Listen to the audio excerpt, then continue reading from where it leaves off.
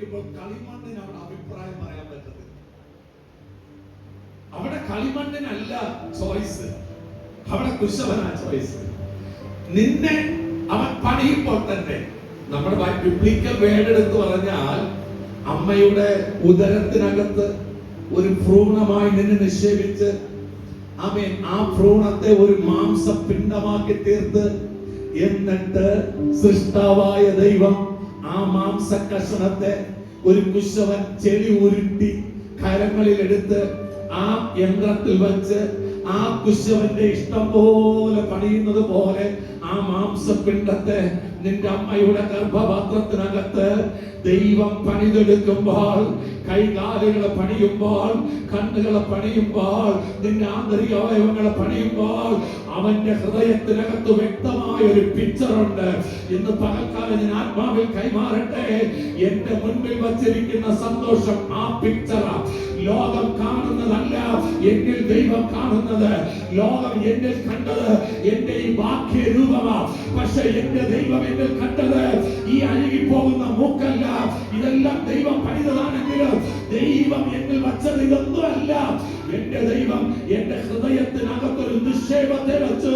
അതൊരു പ്രവാചകൻ എന്നൊരു അഭിഷേകം, അതൊരു അപ്പോസ്തലികൻ എന്നൊരു അഭിഷേകം. ഇന്ന് പകൽക്കാലം ഞാൻ പറയട്ടെ പ്രിയരെ, നിന്റെ മുൻപിൽ വച്ചിരിക്കുന്ന സന്തോഷം എന്ന് പറയുന്നത് നിന്നെ കുറിച്ചുള്ള ദൈവത്തിന്റെ ഹിതം. ഹല്ലേലൂയ. രക്ഷിക്കപ്പെട്ട ഒരു ദൈവ പൈതൽ ആദ്യം ദൈവത്തോട് ചോദിക്കേണ്ടത്, എന്നെ കുറിച്ചുള്ള നിന്റെ ഹിതം എന്താണ്? നീ ഡോക്ടർ ആകണോ എഞ്ചിനീയർ ആകണോ എന്ന് നീയല്ല ഡിസൈൻ ചെയ്യേണ്ടത്, അത് ദൈവമാണ് ഡിസൈൻ ചെയ്യേണ്ടത്. നീ ഏത് കുടുംബത്തിനകത്ത് ജനിച്ചതാണെങ്കിലും, നീ ഏത് അവസ്ഥക്കകത്ത് ജനിച്ചതാണെങ്കിലും, പ്രിയരെ, നിന്റെ പണത്തിന്റെ കുറവ് കണ്ടിട്ട് നിനക്ക് ഡോക്ടർ ആകാൻ കഴിയത്തില്ല എന്ന് നീ ചിന്തിക്കരുത്.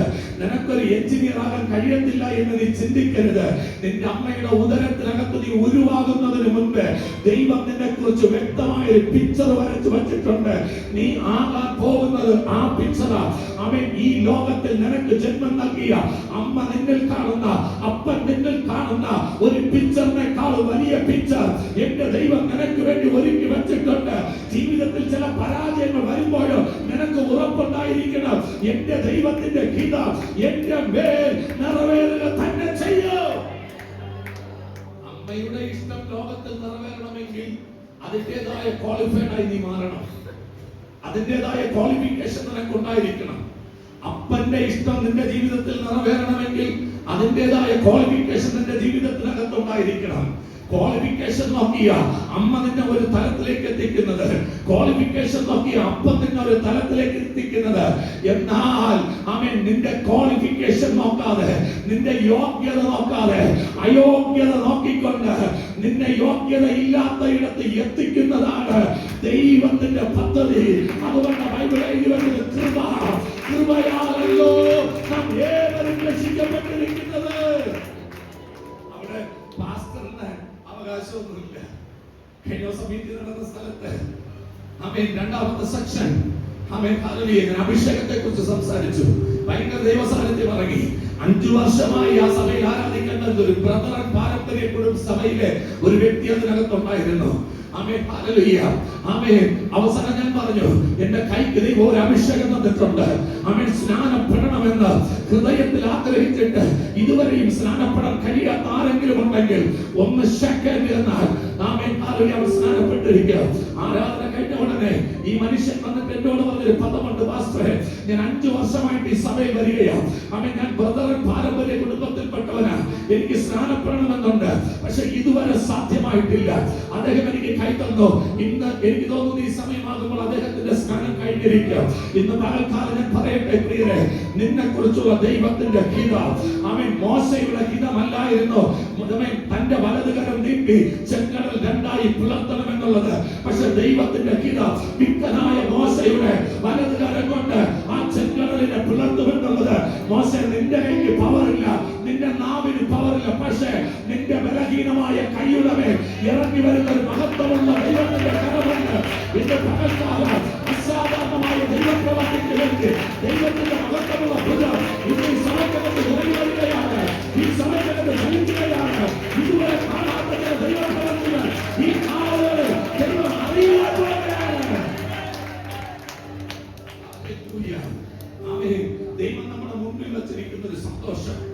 അവൻ പ്രത്യാശ വയ്ക്കുവാൻ അല്ലെങ്കിൽ പ്രതീക്ഷ വയ്ക്കുവാൻ ജീവിതത്തിൽ ഒന്നുമില്ലാത്തവനായിരുന്നു ദാവീദ്. പ്രതീക്ഷയ്ക്ക് ഒരു വകയുമില്ല. അപ്പൻ സഹായിക്കുമെന്ന് ഒരു വകയില്ല. അവൻ ജ്യേഷ്ഠന്മാർ സഹായിക്കുമെന്ന് ഒരു വകയില്ല. അമ്മയുടെ സ്നേഹം കിട്ടുമെന്നൊരു വകയില്ല. ആരും സഹായിക്കത്തില്ല. ഞാൻ ഒന്ന് പറയാൻ പ്രിയരെ, പാസ്റ്ററെ അല്ല മുൻപിൽ വെക്കേണ്ടത്.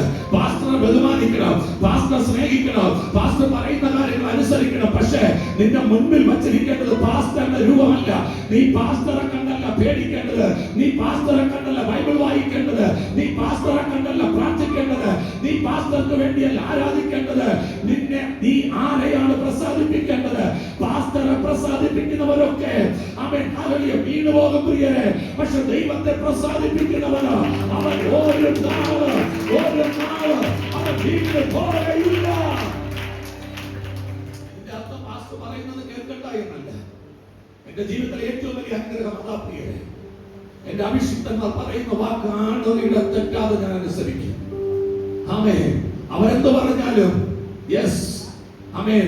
ശമൂവേൽ അടിയനിതാ എന്ന് പറഞ്ഞതുപോലെ ആമേൻ, അവരുടെ ഇഷ്ടം എന്തെന്ന് നീ ആത്മാവിൽ അറിയണം.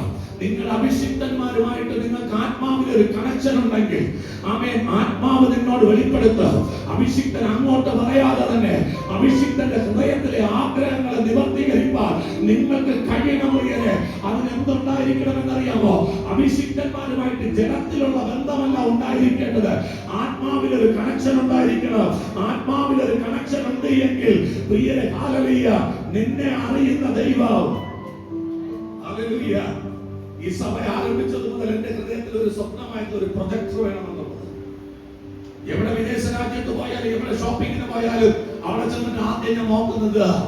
പക്ഷെ അവിടുത്തെ വില കാണുമ്പോൾ ഞാനത് വച്ചിട്ട് വരും. പക്ഷെ ബൈബിൾ പറയുന്നു യഹോവ തന്റെ ഭക്തന്മാരുടെ ആഗ്രഹങ്ങളെ നിവർത്തീകരിക്കും. എന്റെ ആഗ്രഹം ഒരു മനുഷ്യനോടല്ല ഞാൻ പറഞ്ഞത്. എന്റെ ആഗ്രഹം ബൈബിൾ ഒരു വചനം പറയുന്നുണ്ട്. നീ നനയ്ക്കുന്നതിലും നീ ചോദിക്കുന്നതിലും നീ സ്വപ്നം കാണുന്നതിലും നിന്റെ മേൽ പകരപ്പെട്ടിരിക്കുന്ന ശക്തിയാൽ ദൈവം ചെയ്തു തരും എന്ന് വേദപുസ്തകം പഠിപ്പിക്കുന്നു. എങ്കിൽ പ്രിയരെ, ഈ ദൈവം എത്ര നല്ലവനാ. ഇന്ന് പകൽ പ്രിയരെ, ആമേൻ, ഇവിടെ ഇരിപ്പുണ്ട് ഒരു പ്രൊജക്ടർ. ആമേൻ. കഴിഞ്ഞ ദിവസം ഞാൻ ഓഫീസിൽ പ്രയറിന് പോയപ്പോൾ പ്രയർ കഴിഞ്ഞ് താഴോട്ട് ഇറങ്ങുമ്പോൾ പാസ്റ്റർ ഈ പ്രൊജക്ടർ കൂടെ കൊണ്ടുപോകും. അദ്ദേഹം പ്രിയരെ, ആമേൻ, ഹല്ലേലൂയ, ഒരു പ്രൊജക്ടർ കൂടെ എനിക്ക് എടുത്തു തന്നു. അതിന്റെ സ്ക്രീൻ ഞാൻ കൊണ്ടുവന്നില്ല. എന്റെ വാഹനത്തിൽ അത് കൊള്ളത്തില്ല, അത് അവിടെ ഇരിക്കുകയാ. അതിനെ എടുത്തുകൊണ്ട് വരണം. ഞാൻ പറഞ്ഞു വരുന്നത് പ്രിയരെ, നിന്റെ പ്രതീക്ഷ മനുഷ്യരിലാകരുത്. നിന്റെ പ്രതീക്ഷ മനുഷ്യരിലാകരുത്. നിന്റെ വിശ്വാസത്തിന്റെ നായകൻ ക്രിസ്തുവായിരിക്കണം. നിന്റെ വിശ്വാസത്തെ പൂർത്തിവരുത്തുവാൻ പാസ്റ്ററിനെ കൊണ്ട് കഴിയത്തില്ല, ഇവിടെ ഇരിക്കുന്ന പ്രവർത്തകരെ കൊണ്ട് കഴിയത്തില്ല. ആമേൻ. നിന്റെ വിശ്വാസത്തെ പൂർത്തിയാക്കുവാൻ കഴിയുന്ന ഒരു ദൈവമുണ്ട്. പക്ഷെ വിശ്വാസത്തിന്റെ ഓട്ടം സ്ഥിരതയോടെ ഓടുമ്പോൾ നീ ട്രാക്ക് മാറിപ്പോകാതിരിക്കുവാൻ, നിന്റെ ഓട്ടത്തിന്റെ വേഗത കുറയാതിരിക്കുവാൻ സർവശക്തനായ ദൈവം നിന്റെ മുൻപിൽ ഒരു സന്തോഷത്തെ വച്ചു. ആമേൻ. മറക്കരുത്, പഴയ നിയമത്തിനകത്ത് ആഹാബിന്റെ രഥത്തെ കെട്ടിവലിച്ച കുതിരയുടെ വേഗതയെക്കാളും ആമേൻ, ഹല്ലേലൂയ, ബൈബിളിലെ വേദപുസ്തകത്തിലെ വാക്ക് കടമെടുക്കുകയാണെങ്കിൽ മാൻപേടയുടെ കാലിനേക്കാളും വേഗതയിൽ ഏലിയാവിനെ ഓടുവാൻ ദൈവം ശക്തി കൊടുത്തു. പക്ഷേ ഓടുന്ന ഓട്ടത്തിനിടയ്ക്ക് ആമേൻ, ഹല്ലേലൂയ, തന്റെ ഓട്ടം പൂർത്തിയാക്കുന്നതിന് മുൻപ് ഈസബേൽ എന്ന ശക്തിയുടെ മുൻപിൽ അവന്റെ ഓട്ടത്തിന്റെ താളം തെറ്റി, അവന്റെ ഓട്ടത്തിന്റെ വേഗത കുറഞ്ഞു, അവന്റെ ട്രാക്ക് തെറ്റിപ്പോയി. അവൻ ചിന്തിക്കാത്തതിനെ കുറിച്ച് ചിന്തിക്കാൻ തുടങ്ങി, പ്രാർത്ഥിക്കാത്തതിനെ കുറിച്ച് പ്രാർത്ഥിക്കാൻ തുടങ്ങി, പറയാത്തതിനെ കുറിച്ച് പറയാൻ തുടങ്ങി. ഹല്ലേലൂയ. പക്ഷെ എലീശ പറഞ്ഞു, എന്നെ അതിന് കിട്ടത്തില്ല, എന്നെ അതിന് കിട്ടത്തില്ല. ആമേൻ, ഹല്ലേലൂയ. എല്ലാത്തിന്റെയും മുൻപിൽ ഇവൻ ഓടിയവനാ. പ്രകൃതിയെ പോലും വരച്ച വരയിൽ നിർത്തുവാൻ കൃപയുള്ളവന ഏലിയാവ്. പക്ഷെ ഈസബേലിന്റെ ശക്തിയുടെ മുമ്പിൽ പരാജയപ്പെട്ടു എങ്കിൽ എലീശ പറയുക, ഒരു പുതിയ ജനറേഷൻ എഴുന്നേൽക്കാൻ പോകുക. ഒരു ശക്തിക്ക് കീഴടങ്ങാത്ത, ഒരു ശക്തിക്ക് പരാജയപ്പെടാത്ത, അവൻ ഇരട്ടി ആത്മാവിന്റെ പങ്ക് വഹിക്കുന്ന ഒരു പുതിയ തലമുറ ഈ ഒരു പുതിയ ജനറേഷൻ എഴുന്നേൽക്കട്ടെ. എങ്ങനെയുള്ള തലമുറ? ആമേൻ. ഇവിടെ വർഷിപ്പ് നടക്കുമ്പോഴും എന്റെ അകത്തൊരു തീ കത്തുകയായിരുന്നു. ഇതൊന്നും പോരാ. ആമേൻ. എങ്ങനെ? മുട്ടോളം അല്ല, അരയോളം പോരാ. നീന്തിയിട്ടല്ലാതെ കടപ്പാൻ കഴിയത്തില്ല. ആമേൻ. നീന്തിയിട്ടല്ലാതെ കടപ്പാൻ കഴിയാതെ വന്ന ആത്മസാന്നിധ്യത്തിന് വേണ്ടി കൊതിക്കുന്ന കാത്തിരിക്കുന്ന ഒരു ജനറേഷൻ ഈ സഭയ്ക്കകത്തേക്ക് എഴുന്നേൽക്കണം. കിട്ടിയതിൽ തൃപ്തിപ്പെടാതെ, കിട്ടിയതിൽ തൃപ്തിപ്പെടാതെ, കിട്ടിയതിനകത്ത് ഒതുങ്ങിക്കൂടാതെ, കിട്ടിയതിനകത്ത് ഒതുങ്ങിക്കൂടാതെ അവരെ എഴുന്നേൽക്കുന്ന മുൻപിൽ ഒരു ഇഷ്ടം വെച്ചിട്ടുണ്ട്. നിങ്ങൾ വായിച്ചു നോക്കണം. ഉൽപ്പത്തി പുസ്തകം 31 അധ്യായം 41 വാക്യത്തിൽ യാക്കോബ് തന്റെ 20 വർഷത്തെ അവസ്ഥയെ പറയുക. വീട്ടിൽ നിന്ന് ഇറങ്ങി ലാബാന്റെ അടുക്കലെത്തി. ലാബാന്റെ മക്കളെ കല്യാണം കഴിച്ചു. ആടുകളെ സേവിച്ച് മുന്നോട്ട് പോകുമ്പോ ആ 20 സംവത്സരത്തിനകത്ത് യാക്കോബിന്റെ ജീവിതത്തിൽ ഉണ്ടായ വിഷയങ്ങളെ അവിടെ പറയുക. ഈ 20 സംവത്സരം ഞാൻ നിന്റെ വീട്ടിലാ പാർത്തത്. ആമേൻ. ആരുടെ വീട്ടില? ലാബാന്റെ വീട്ടിലാ പാർത്തത്. പക്ഷെ പറയുക 14 സംവത്സരം നിന്റെ മക്കൾക്ക് വേണ്ടി ഞാൻ എന്ത് ചെയ്തു? സേവിച്ചു. അടിമയെ പോലെ നിന്നു. അടുത്ത 6 വർഷം നിന്റെ ആടുകൾക്ക് വേണ്ടി ഞാൻ നിന്നെ സേവിച്ചു. അടിമയെ പോലെ നിന്നു. ഇതിനിടയ്ക്ക് 10 പ്രാവശ്യം നീ എന്റെ നന്മകളെ തട്ടി മാറ്റി. നിങ്ങളൊന്ന് ചിന്തിച്ചു നോക്കിക്കേ പ്രിയരെ. ആമേൻ. നിങ്ങൾക്ക് പിടിച്ചു നിൽക്കാൻ കഴിയുമോ? 1-2 വർഷമല്ല, 20 സംവത്സരം.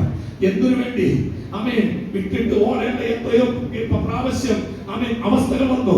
ഒന്നാമത് താൻ ഇഷ്ടപ്പെട്ട പെൺകുട്ടിയെ കല്യാണം കഴിച്ചു കൊടുക്കാതെ തനിക്ക് ഇഷ്ടമില്ലാത്ത ആമേൻ ലേയെ വിവാഹം ചെയ്തു കൊടുത്തപ്പോൾ തന്നെ യാക്കോബിന് അവിടെ വിട്ട് ഓടാമായിരുന്നു. പക്ഷെ യാക്കോബ് ഓടിയില്ല. യാക്കോബ് അടുത്ത താൻ ഇഷ്ടപ്പെട്ട വൈഫിന് വേണ്ടി അവന് റാഹേലിന് വേണ്ടി അടുത്ത 7 വർഷം താൻ അവനെ സേവിക്കുവാൻ തയ്യാറായി. അത് കഴിഞ്ഞ് 14 സംവത്സരം കഴിഞ്ഞു. അടുത്ത 6 വർഷം അവൻ ലാബാന്റെ ആടുകൾക്ക് വേണ്ടി താൻ അപ്പനെ സേവിച്ചു. ഇതിനിടയ്ക്ക് ആമേൻ ഇട്ടിട്ട് പോകേണ്ട ഒരുപാട് അവസ്ഥകൾ വന്നു, സ്ഥിതികൾ വന്നു. നിങ്ങളൊക്കെ ജീവിതം എടുത്ത് പരിശോധിച്ച് നോക്കിക്കേ പ്രിയരെ. ആമേൻ. ചിലർ ഇടപെടുന്ന രീതികൾ കണ്ടാൽ, ചിലപ്പോൾ പാസ്റ്റർ വഴക്ക് പറയുന്നത് കേട്ടാൽ, ചിലപ്പോൾ പാസ്റ്ററുടെ സ്വഭാവം കണ്ടാൽ ഇട്ടിട്ട് പോകേണ്ട ഒരുപാട് അവസ്ഥകളുണ്ട്. പക്ഷെ നീ ഇട്ടിട്ട് പോകാതിരിക്കണമെങ്കിൽ ഞാൻ എല്ലാം ഇട്ടെറിഞ്ഞ് പോകുവാൻ നിന്നപ്പോൾ എന്നോട് ദൈവദാസൻ പറഞ്ഞൊരു പദമുണ്ട്. നീ ഇപ്പോൾ ഇവിടെ എല്ലാം ഇട്ടിട്ട് പോയാൽ നിന്റെ മേലുള്ള ദൈവത്തിന്റെ പദ്ധതി നടക്കത്തില്ല. പക്ഷെ ഇതിനെ സഹിച്ച് നീ ഇവിടെ നിന്നാൽ നിന്റെ മേലുള്ള ദൈവത്തിന്റെ പദ്ധതി നിറവേറും. ഇന്ന് പകൽക്കാലം ഞാൻ പറയട്ടെ, ആരുടെ വാക്കിൽ ഇട്ടിട്ട് ഓടേണ്ടതല്ല നിന്റെ മുന്നിലുള്ള ദൈവത്തിന്റെ പദ്ധതി. ആരുടെ പ്രേരണയാൽ ഉപേക്ഷിച്ച് കളയേണ്ടതല്ല ദൈവത്തിന്റെ പദ്ധതി. ആമേൻ. ആരുടെ പ്രവൃത്തിയാൽ ഉപേക്ഷിച്ചിട്ട് പോകേണ്ടതല്ല നിന്റെ മേലുള്ള ദൈവത്തിന്റെ പദ്ധതി. യാക്കോബേ, നിന്നെ കുറിച്ച് ദൈവത്തിന് ഒരു വലിയ പദ്ധതിയുണ്ട്. ആ പദ്ധതി 20 വർഷങ്ങൾക്ക് മുൻപ് ആമേൻ ലൂസ് എന്ന ദേശത്ത് വെച്ച് യാബോക്കിന്റെ തീരത്ത് വെച്ച് ദൈവം സ്വർഗ്ഗം തുറന്ന് നിന്റെ മേൽ വെളിപ്പെടുത്തിയതാ. 20 സംവത്സരം നീ എങ്ങനെ സഹിച്ചു യാക്കോബേ?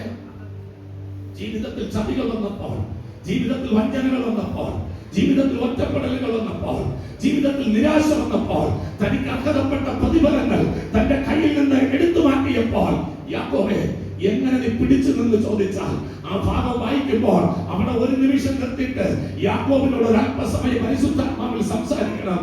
യാക്കോബ് പറയും, ഞാൻ ഇതെല്ലാം സഹിച്ചതിന്റെ ഒറ്റ റീസൺ, 20 വർഷങ്ങൾക്ക് മുൻപ് ഞാൻ ഒറ്റപ്പെട്ടവനായി യാബോക്കിന്റെ തീരത്ത് ഒരു കല്ലിന്മേൽ തലവെച്ച് ഞാൻ കിടന്നുറങ്ങുമ്പോൾ എന്റെ മുൻപിൽ സ്വർഗ്ഗം തുറന്നു.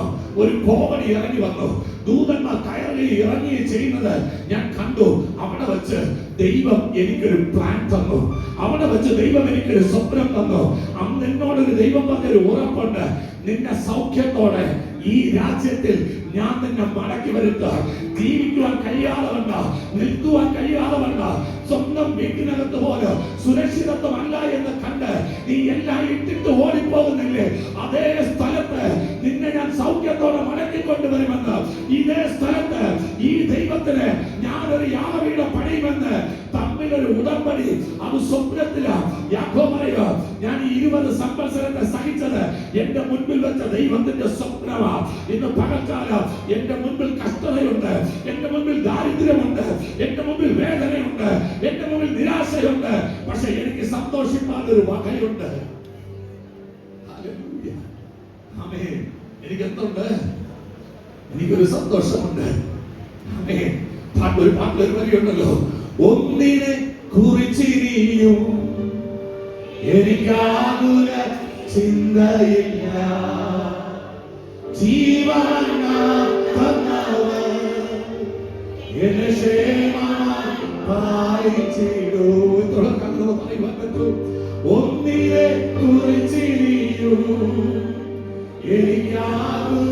ചിന്തയില്ല ജീവമല്ലാത്തവൻ എന്നെ ക്ഷേമമായോ അബ്രഹാമിൻ ദൈവം ഈസാക്കിൻ ദൈവം യാക്കോബിൻ ദൈവം കൂടെയുള്ളതാ അബ്രഹാമിൻ ദൈവം ഈസാക്കിൻ ദൈവം യാക്കോബിൻ ദൈവം കൂടെയുള്ളതാ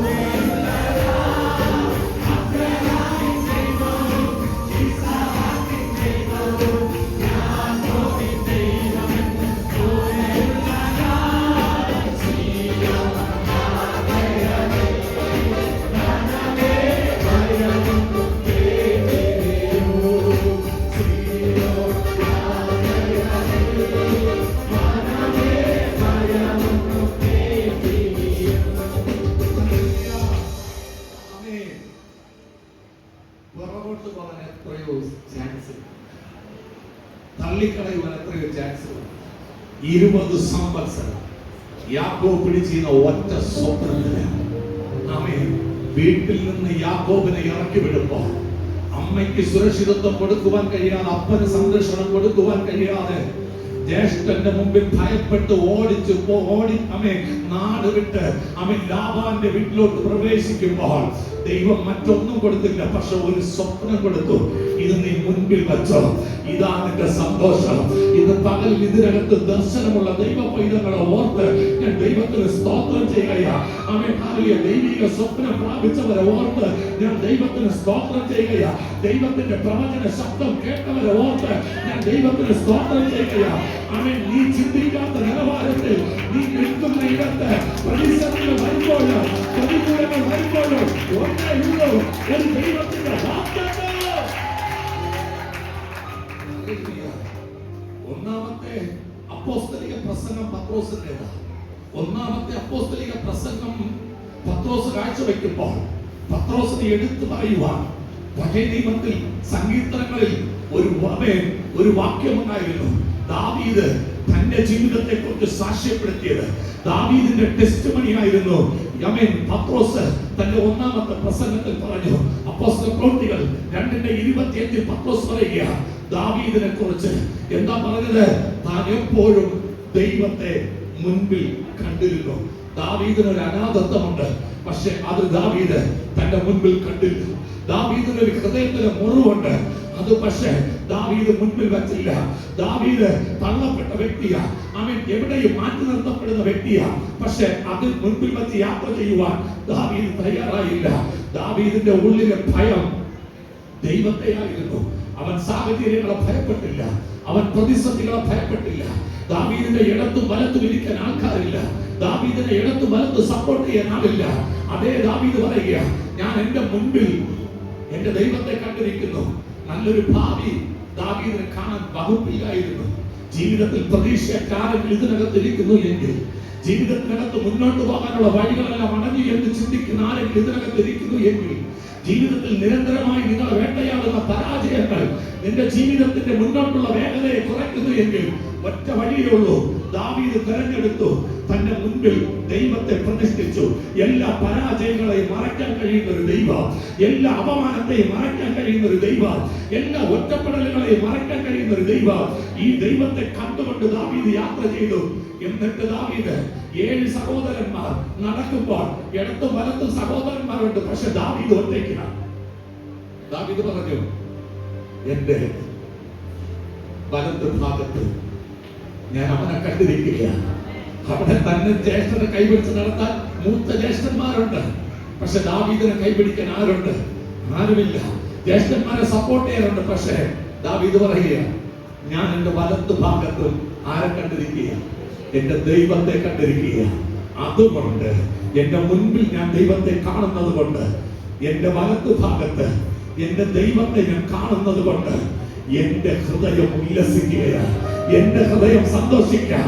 കരയാൻ റീസൺ ഉണ്ട്, ദുഃഖിക്കാൻ റീസൺ ഉണ്ട്, തലകുനിഞ്ഞിരിക്കാൻ റീസൺ ഉണ്ട്, പക്ഷേ ഞാൻ തലകുനിഞ്ഞിരിക്കത്തില്ല, ഞാൻ കരയത്തില്ല. എന്റെ കരച്ചിൽ കാണാൻ കൊതിക്കുന്ന മനുഷ്യരുണ്ട്, എന്റെ വീഴ്ച കാണാൻ കൊതിക്കുന്ന മനുഷ്യരുണ്ട്, എന്റെ പരാജയം കാണാൻ കൊതിക്കുന്ന മനുഷ്യരുണ്ട്, എന്റെ തകർച്ച കാണാൻ കൊതിക്കുന്ന മനുഷ്യരുണ്ട്. പക്ഷെ ഞാൻ വീഴില്ല, ഞാൻ തകരില്ല, ഞാൻ പരാജയപ്പെടില്ല, ഞാൻ മനുഷ്യന്റെ മുമ്പിൽ കരയില്ല. കാരണം എന്റെ മുന്നിൽ ഞാൻ എന്റെ ദൈവത്തെ കണ്ടിരിക്കുകയാണ്. നിന്റെ പരാജയത്തെ കാണാൻ കൊതിക്കുന്നവരുണ്ട്, നിന്റെ തകർച്ചയെ കാണാൻ കൊതിക്കുന്നവരുണ്ട്, നിന്റെ ഇല്ലായ്മയെ കാണാൻ കൊതിക്കുന്നവരുണ്ട്. തീരുമാനമെടുത്ത് പട്ടിണി കിടക്കേണ്ടി വന്നാലും മനുഷ്യന്റെ മുമ്പിൽ ഞാൻ കരയത്തില്ല എന്ന്. ആമേൻ, ഹല്ലേലൂയ. എല്ലാ വഴികളും അടഞ്ഞാലും ഞാൻ മനുഷ്യന്റെ മുമ്പിൽ തലകുനിഞ്ഞിരിക്കത്തില്ല എന്ന്. എന്താ കാര്യം എന്നറിയാമോ? സഭാപ്രസംഗിൽ കാലഘട്ടങ്ങളുടെ ചരിത്രം എഴുതി വെച്ച ശലോമോൻ ഞാൻ പറഞ്ഞൊരു പദമുണ്ട്. നീ ഇപ്പോൾ കിടക്കുന്നത് കാരാഗ്രഹത്തിനകത്താണെങ്കിൽ നിന്റെ ചേരി കാരാഗ്രഹത്തിൽ നിന്ന് വീട്ടിലേക്ക് എന്നല്ല, കാരാഗ്രഹത്തിൽ നിന്ന് രാജകീയ സിംഹാസനത്തിലേക്ക്. എന്റെ സിംഹാസനം എന്റെ ദൈവം എനിക്ക് വേണ്ടി ഒരുക്കി വെച്ചിരിക്കുന്ന ദൈവത്തിന്റെ പദ്ധതിയാണ്. എനിക്ക് ഉറപ്പോടെ പറയുവാൻ പറ്റും, എന്നെ കുറിച്ച് എന്റെ ദൈവത്തിന് ഒരു സ്വപ്നമുണ്ട്, എന്നെ കുറിച്ച് ദൈവത്തിനൊരു ദർശനമുണ്ട്, എന്നെ കുറിച്ച് എന്റെ ദൈവത്തിനൊരു പ്രവചനമുണ്ട്. ഇന്ന് പകൽക്കാലം ഉറപ്പോടെ പറയുവാൻ പറ്റുമോ പ്രിയരെ? അവൻ എന്നെ കുറിച്ച് നാട്ടുകാർക്ക് സ്വപ്നമുണ്ടെന്നല്ല, എന്നെ കുറിച്ച് എനിക്ക് സ്വപ്നമുണ്ടെന്നല്ല, എന്നെ കുറിച്ച് എന്റെ ദൈവത്തിന് എന്റെ ദൈവത്തിന്റെ ഒരു സ്വപ്നം, എന്റെ തലമുറയെ കുറിച്ച് എന്റെ ദൈവത്തിന്റെ ഒരു സ്വപ്നം, എന്റെ കുടുംബത്തെ കുറിച്ച് എന്റെ ദൈവത്തിന്റെ ഒരു സ്വപ്നം. നമ്മുടെ സ്വപ്നമൊക്കെ തകരും. അമ്മേ, ഞാൻ എന്റെ ജീവിതത്തിൽ അനുഭവിച്ചതാ. എന്റെ സ്വപ്നമൊക്കെ ഞാൻ ഉപേക്ഷിച്ചിട്ട് എത്ര വർഷമായി പോയത്. ഇന്ന് എന്റെ സ്വപ്നത്തിന് ഞാൻ വില കൊടുത്തിട്ടില്ല. എന്റെ സ്വപ്നമൊക്കെ വീണുടഞ്ഞു പോയി. അതൊക്കെ ഞാൻ ചവറുമെന്നെ. ഒരു കാലഘട്ടത്ത് സ്വപ്നം കാണാൻ മാത്രമേ ഞാൻ പഠിച്ചിട്ടുണ്ടായിരുന്നുള്ളൂ. അതെല്ലാം ഞാൻ എടുത്ത് എന്റെ വേസ്റ്റ് ബോക്സിലേക്ക് വലിച്ചെറിഞ്ഞു. അതെല്ലാം ചവറുമെന്നെ. എന്നെ കുറിച്ച് ചിലർക്കൊക്കെ ചില പ്രതീക്ഷകൾ ഉണ്ടായിരുന്നു. ആ പ്രതീക്ഷകൾക്കൊത്ത് മുന്നോട്ട് പോകാൻ കഴിഞ്ഞില്ലല്ലോ എന്നുള്ള നിരാശ എന്നെ ഭരിച്ചിരുന്നു. എന്നെ വല്ലാതെ അവൻ പുറകോട്ട് കൊണ്ടുപോയിരുന്നു. പക്ഷേ എന്നെ കുറിച്ച് എന്ന് എന്റെ ദൈവം സ്വപ്നം വെളിപ്പെടുത്തിയോ, എന്നെ കുറിച്ച് എന്ന് ദൈവം ദർശനത്തിൽ വെളിപ്പെടുത്തിയോ, അന്ന് മുതൽ ഞാൻ ചലിക്കുന്നത് എന്റെ ദൈവത്തിന്റെ സ്വപ്നത്തിലാണ്. എനിക്കൊരു കാര്യം ഉറപ്പുണ്ട് പ്രിയരെ, അവൻ ഒരു ബെടായി പറയുന്നത് പോലെ ചിലപ്പോൾ വിളിച്ചൊക്കെ പറയുന്നത് എന്റെ സ്വപ്നമല്ല, ദൈവത്തിന്റെ സ്വപ്നമാണ്.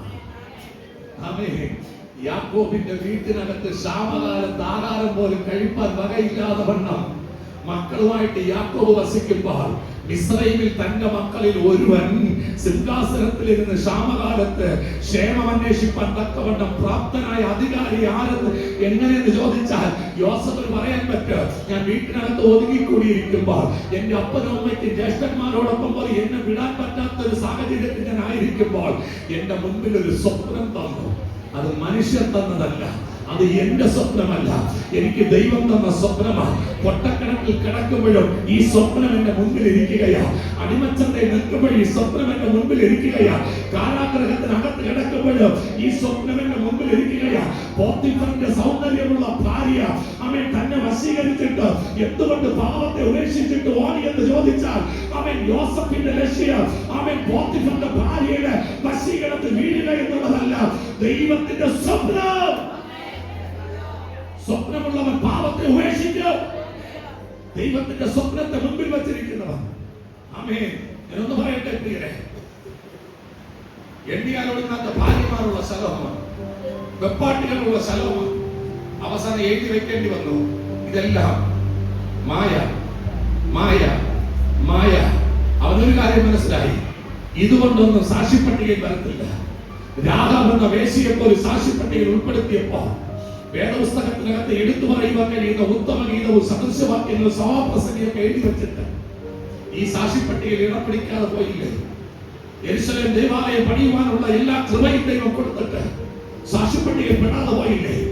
ഇന്ന് പകൽക്കാലം ഞാൻ ആത്മാവിൽ വിളിച്ചു പറയാം, നീ 10,000-കണക്കിന് വേദികളിൽ പ്രസംഗിച്ചാലും, 1000-കണക്കിന് രാജ്യങ്ങൾ സന്ദർശിച്ചാലും, നിന്റെ കൈകൊണ്ട് അത്ഭുതങ്ങളും അടയാളങ്ങളും വീര്യപ്രവർത്തികളും നടന്നാലും സാക്ഷിപ്പട്ടികയിൽ പേരില്ലെങ്കിൽ എന്റെ പൊന്നു പ്രിയരെ, ഇതെല്ലാം വ്യർത്ഥമാണ്, ഇതെല്ലാം വ്യർത്ഥമാണ്. പക്ഷെ നീ ഈ യാത്രയിൽ മുന്നോട്ട് പോകുമ്പോൾ പൊട്ടക്കിണർ ഉണ്ടാകും. നിന്നെ പൊട്ടക്കിണറ്റിനകത്ത് എടുത്തിടാൻ ആളുണ്ട്. പക്ഷേ ആ പൊട്ടക്കിണറല്ല നിന്റെ കൺമുമ്പിൽ വെളിപ്പെടേണ്ടത്. നിന്നെ പൊട്ടക്കിണറ്റിനകത്തേക്ക് ചതിച്ചെറിഞ്ഞ ചതിയന്മാരുടെ മുഖമല്ല നിന്റെ മുമ്പിൽ വെളിപ്പെടേണ്ടത്. പോത്തിഫറിന്റെ വീട്ടിലേക്ക് ചെല്ലുമ്പോൾ സൗന്ദര്യമുള്ള പോത്തിഫറിന്റെ ഭാര്യയ്ക്ക് നിന്നോട് ആകർഷണം തോന്നുക. ഞാൻ തുറന്നു പറയട്ടെ പ്രിയരെ, നിന്റെ മെസ്സേജ് കേൾക്കുമ്പോൾ, നിന്റെ ശുശ്രൂഷ കാണുമ്പോൾ, നിന്റെ വർഷിപ്പ് കാണുമ്പോൾ നിന്നോട് ആകർഷണം തോന്നുന്ന യൗവനക്കാർക്കാണ്, നിന്നോട് ആകർഷണം തോന്നുന്നവർക്കാണ്. പക്ഷെ നിന്റെ ആകർഷണം അവരോടാകരുത്. നിന്റെ ആകർഷണം എല്ലാ ആകർഷണങ്ങളെയും മറച്ചു വയ്ക്കില്ല. നിന്റെ ദൈവത്തിന്റെ സ്വപ്നം. നിൻ കൃപ മതി എനിക്ക്, നിൻ സാന്നിധ്യം മതി എനിക്ക്, നിൻ കൃപ മതി എനിക്ക്, നിൻ സാന്നിധ്യം മതി എനിക്ക്. ആകുല ലോകത്തിൽ ജീവിക്കുവാൻ നിൻ കൃപ മതി എനിക്ക്.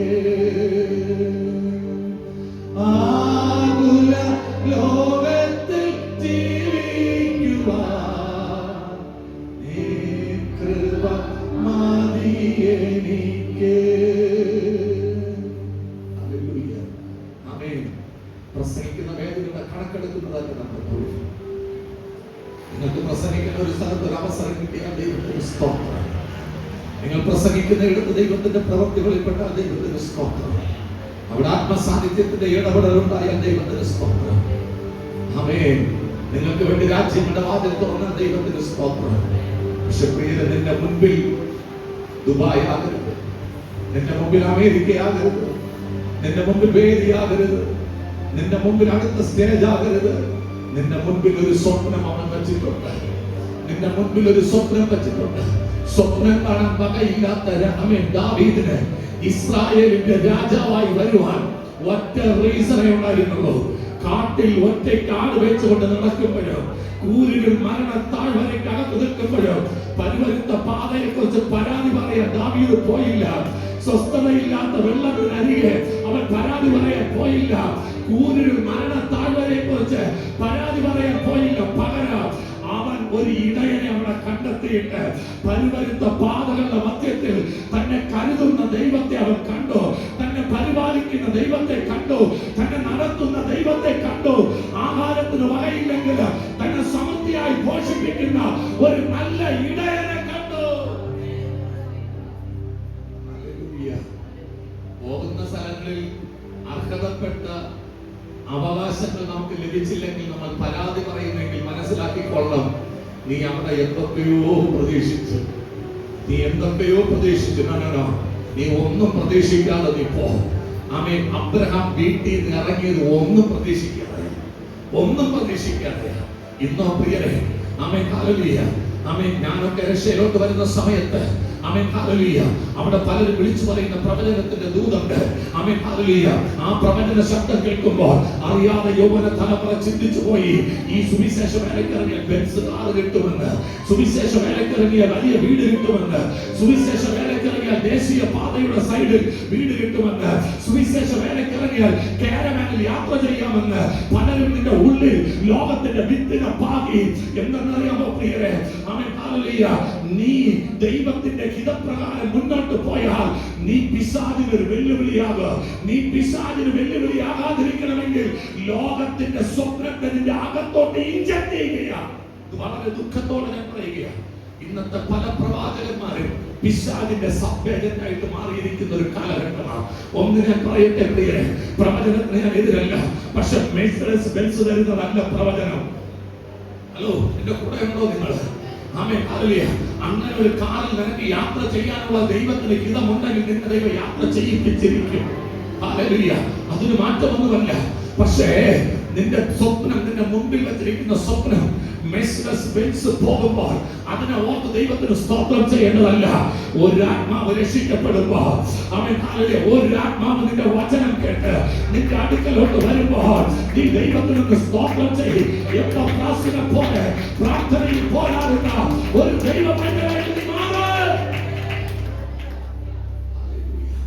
എന്റെ മുൻപിൽ ഒരു സ്വപ്നം, ഈ സ്വപ്നത്തിന്റെ മുൻപിൽ ആ സ്ത്രീയുടെ പേര് ഇതിനകത്ത് എഴുതിയിട്ടില്ല.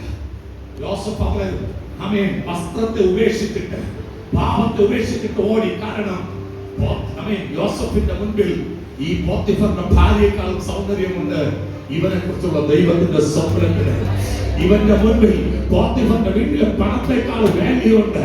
ദൈവം ഇവനെ കൊടുത്ത സ്വപ്നത്തിന് ഇന്ന് പകൽക്കാലം നിങ്ങൾ വിശ്വസിക്കുകയെ ലോകത്തിന്റെ സൗന്ദര്യത്തെക്കാൾ, ലോകത്തിന്റെ അധികാരത്തെക്കാൾ, ലോകത്തിന്റെ പ്രൗഢിയെക്കാളും പവറുണ്ട് നിന്നെ കുറിച്ചുള്ള ദൈവത്തിന്റെ പദ്ധതിക്ക്, നിന്നെ കുറിച്ചുള്ള ദൈവത്തിന്റെ സ്വപ്നത്തിന്.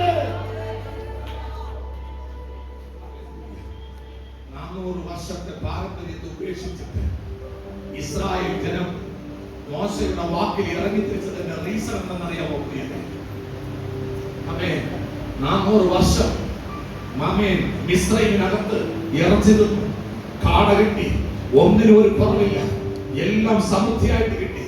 പക്ഷെ മോശയുടെ ഒറ്റ വാക്കിൽ ആമേൻ ഈ 400 സംവത്സരത്തെ അനുഭവങ്ങൾ ഉപേക്ഷിച്ച്, വ്യർത്ഥമായ പാരമ്പര്യത്തെ ഉപേക്ഷിച്ച് ഇവർ ഇറങ്ങിത്തിരിക്കുവാൻ ഒറ്റ റീസണേ ഉള്ളൂ. ഇവരുടെ മുൻപിൽ ദൈവം ഒരു സ്വപ്നത്തെ വെച്ച് കൊടുത്തു. ഇവരുടെ മുൻപിൽ ദൈവം ഒരു പ്രോമിസ് വെച്ച് കൊടുത്തു. എന്താ പ്രോമിസ് എന്നറിയാമോ? പുറപ്പാട് പുസ്തകം 3-ാം അധ്യായം അതിന്റെ 17-ാമത്തെ വാക്യം ഒന്ന് വായിച്ചേ. പുറപ്പാട് പുസ്തകം 3-ാം അധ്യായം അതിന്റെ 17-ാമത്തെ വാക്യം.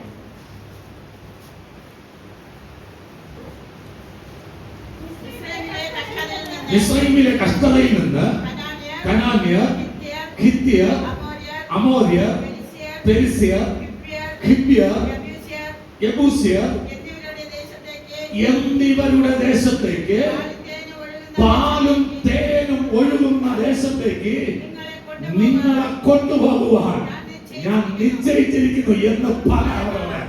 മോശയോട് പറയുക, അവൻ ഇത് ദൈവത്തിന്റെ നിശ്ചയമാണ്. അവൻ ദൈവത്തിന്റെ പ്രോമിസ് എന്ന് പറയുന്നത്, അവൻ കാലിലെ ദൈവത്തിന്റെ ഉറപ്പാണ്. അത് ദൈവം നിശ്ചയിച്ചിരിക്കുകയാണ്. അവൻ കാലിലെ ഇവിടെ ഇരിക്കുന്ന ഓരോരുത്തരും അവൻ കാലിലെ മനസ്സിലാക്കേണ്ട ഒരു കാര്യമാണ്. നിങ്ങളെന്ന വ്യക്തിയോട് ദൈവം ഒരു ദൂത് പറഞ്ഞിട്ടുണ്ടെങ്കിൽ, നിങ്ങൾക്ക് ദൈവം ഒരു ദർശനം തന്നിട്ടുണ്ടെങ്കിൽ, നിങ്ങൾക്ക് ദൈവം ഒരു സ്വപ്നം തന്നിട്ടുണ്ടെങ്കിൽ അത് ദൈവത്തിന്റെ നിശ്ചയമാണ്. നിന്നെ കുറിച്ച് ദൈവം ചിലത് നിശ്ചയിച്ച് വച്ചിട്ടുണ്ട്. മോശയിൽ കൂടെ ദൈവം ഇസ്രായേൽ ജനത്തിന് കൈമാറിയത് വെറും ഒരു പ്രലോഭന വാക്കല്ല, ദൈവം നിശ്ചയിച്ചു വച്ചിരിക്കുന്ന കാര്യമാണ്. പാലും തേനും ഒഴുകുന്ന ദേശത്തേക്ക് നിങ്ങളെ കൊണ്ടുപോകുവാൻ ദൈവം നിശ്ചയിച്ചിരിക്കുന്നു. ഒരു ശ്വാസം കൊണ്ട് സകലത്തെ നിയന്ത്രിക്കുന്ന ദൈവത്തിന്, ഒരു വാക്കുകൊണ്ട് സകലത്തെ നിയന്ത്രിക്കുന്ന ദൈവത്തിന്, ഉണ്ടായി വരട്ടെ എന്ന് കൽപ്പിക്കുമ്പോൾ സകലത്തെ ഉളവാക്കുന്ന ദൈവത്തിന് ഇത് അസാധ്യമാണോ? പുതിയ നിയമത്തിനകത്ത് ഒരു ചോദ്യം ചോദിക്കുന്നു. സ്വന്തം പുത്രൻ എന്ന ആദരവ് പോലും കൊടുക്കാതെ സകലതും എന്റെ ദൈവം നിങ്ങൾക്ക് നൽകിയിട്ടുണ്ടെങ്കിൽ ഈ കാര്യം നടത്തുവാൻ എന്റെ ദൈവത്തിന് അസാധ്യമാണോ? എന്റെ ദൈവത്തിന് സകലതും സാധ്യമാണ്. 400 വർഷത്തെ പാരമ്പര്യത്തെ ഉപേക്ഷിക്കാൻ ഒറ്റ വാഗ്ദത്തം മതി. 400 വർഷത്തെ ആചാരങ്ങളെ ഉപേക്ഷിക്കാൻ ഒരൊറ്റ ദൈവത്തിന്റെ പ്രോമിസ് മതി. പറയുവാൻ പറ്റും, എന്റെ ബലം ദൈവത്തിന്റെ വാഗ്ദത്തമാണ്, എന്റെ കരുത്ത് എന്റെ ദൈവത്തിന്റെ വാഗ്ദത്തമാണ്, എന്റെ സന്തോഷം എന്റെ ദൈവത്തിന്റെ വാഗ്ദത്തമാണ്. ഇപ്പോൾ ആമേൻ. കഴിഞ്ഞ ദിവസം നമ്മൾ ചിന്തിച്ചൊരു വാക്യമുണ്ടല്ലോ, ഹബക്കൂക്കിന്റെ ലേഖനം 3-ാം അധ്യായം 17 മുതൽ 19 വരെയുള്ള വാക്യങ്ങൾ. എപ്പോഴാ പ്രിയരെ ഈ വേട് ഹബക്കൂക്ക് എഴുതാൻ കാരണം? ആമേൻ. ഭാരമെല്ലാം ദൈവത്തിന്റെ സന്നിധിയിൽ ഇറക്കി വെച്ച് കൊത്തളങ്ങളിലോട്ട് കയറി തന്റെ ഹൃദയത്തിന്റെ ഭാരമെല്ലാം ഇറക്കി വെക്കുമ്പോൾ ദൈവം അവനൊരു ദർശനം കൊടുത്തു. നിന്റെ ഭാരത്തെ മാറ്റുവാൻ ഈ ദർശനം മതി. ഈ ദർശനം ഹബക്കൂക്കിന്റെ അകത്തോട്ട് കത്തിയപ്പോൾ ഹബക്കൂക്ക് അവൻ ഓടുന്ന വേഗതയിൽ വായിപ്പാൻ തക്കവണ്ണം തന്റെ ദർശനത്തെ എഴുതി വെച്ച് ഒരു പുതിയ ലൈഫ് ആരംഭിക്കാൻ പോയപ്പോൾ അവൻ അവിടെ ഇങ്ങനെയാ പറയുന്നത്. എനിക്ക് തോന്നുന്നു ഹബക്കൂക്കിന്റെ ലേഖനം 2-ാം അധ്യായം 4-ാമത്തെ വാക്യത്തിൽ ഇങ്ങനെ ഒരു വചനം പറയുന്നുണ്ട്. അവേ ദൈവത്തിന്റെ വാഗ്ദത്തം നേരത്തെ ആകത്തില്ല, അത് താമസിച്ചു പോകത്തില്ല, അത് തക്ക സമയത്ത് തന്നെ. എപ്പോഴും നടക്കും? തക്ക സമയത്ത്. നേരത്തെ ആകുന്നത് നമുക്കാ, താമസിക്കുന്നത് നമുക്കാ. പക്ഷെ ദൈവത്തിന് താമസിക്കത്തില്ല, ദൈവത്തിന് താമസിക്കത്തില്ല. അവന്റെ ഭാരമെല്ലാം മാറി. മുന്തിരി നട്ടു, മുന്തിരി വള്ളി അവൻ വളർന്നു തുടങ്ങി, പക്ഷേ ഫലം കായ്ക്കുന്നില്ല. അവൻ നിരാശപ്പെട്ടില്ല. ഒലിവ് മരത്തിന്റെ പ്രവൃത്തികൾ വെളിപ്പെടുത്തി, പക്ഷെ ഫലമുണ്ടായില്ല. അവൻ നിരാശപ്പെട്ടു പോയില്ല. അത്തി തളർത്തു, ഫലമുണ്ടായില്ല. അവൻ നിരാശപ്പെട്ടു പോയില്ല. പക്ഷെ ഹബക്കൂക്ക് പറഞ്ഞു, ഞാൻ എന്റെ ദൈവത്തിൽ ആനന്ദിക്കുന്നു.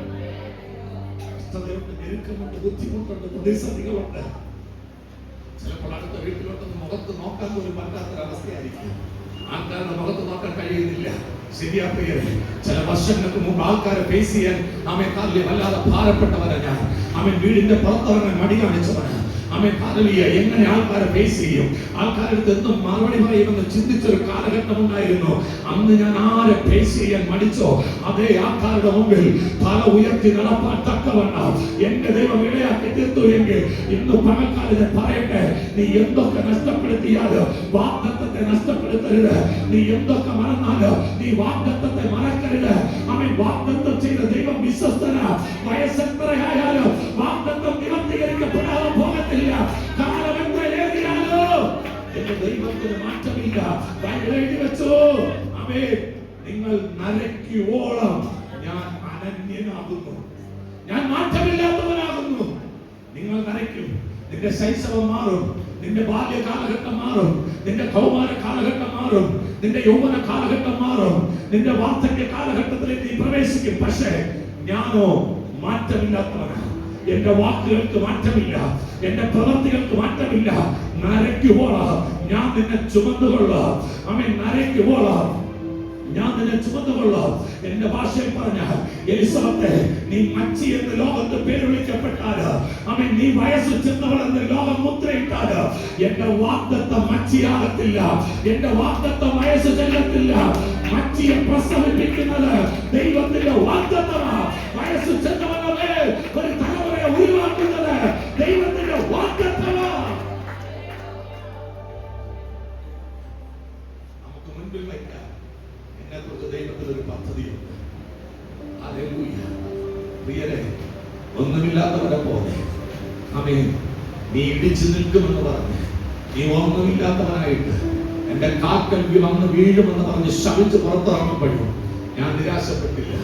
റീസൺ ഒന്നേ ഉള്ളൂ, ദൈവത്തിന്റെ പ്രോമിസ്, ദൈവത്തിന്റെ വാഗ്ദത്തം.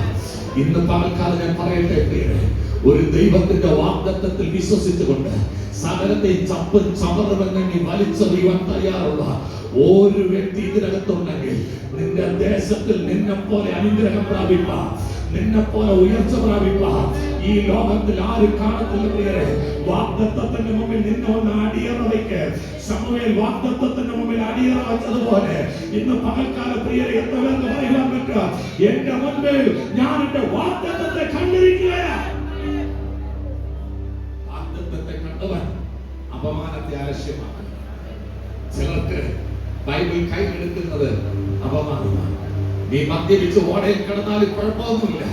നീ മയക്കുമരുന്ന് ഉപയോഗിച്ച് നാട്ടിൽ പ്രശ്നമുണ്ടാക്കിയാൽ കുഴപ്പമില്ല.